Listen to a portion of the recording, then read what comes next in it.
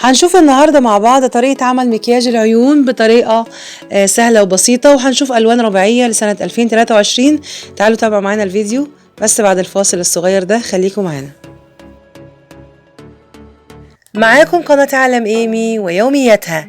قبل ما نبدأ الفيديو معاكم ما تنسوش تضغطوا على لايك الجميل اللي بيشجعنا، وتشتركوا في القناة وتفعلوا الجرس على الكل عشان يوصل لكم كل فيديوهاتنا الجديدة الحصرية. ورجعنا لكم من جديد عشان نشوف مع بعض طريقة وضع الاي شادو على العيون بطريقة سهلة وبسيطة. هنحط النهاردة مع بعض ألوان ربيعية بما ان الربيع قرب واحنا في شهر رمضان كمان والعيد قرب علينا. تعالوا النهاردة نتعلم طريقة رسم العيون بطريقة سهلة وبسيطة، وفي نفس الوقت هنعمل مكياج خفيف للعين مش مبهرج قوي يعني.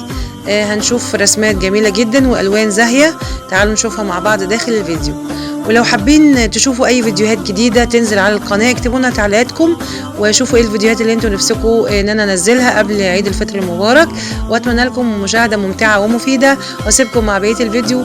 ولو اول مره تتابعونا ما تنسوش تشتركوا في القناه وتفعلوا الجرس على الكل عشان يوصل لكم كل اشعارات القناه، وتضغطوا على زرار الاعجاب عشان نقدر نستمر في نشر المزيد من الفيديوهات ان شاء الله.